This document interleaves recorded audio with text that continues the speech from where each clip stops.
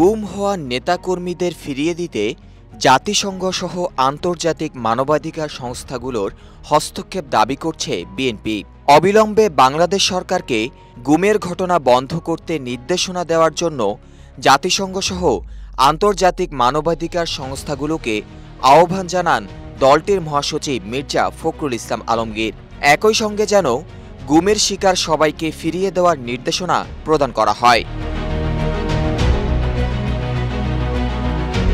ভুক্তভোগী বা তাদের পরিবারকে আইনি ও নৈতিক সহায়তার উদ্যোগ নেওয়া এবং গুমের শিকার ব্যক্তিদের পরিবারের উত্থাপিত অভিযোগ নিয়ে আন্তর্জাতিক পর্যায়ে একটি শুনানির আয়োজন করা প্রয়োজন বলেও মনে করেন বিএনপি মহাসচিব।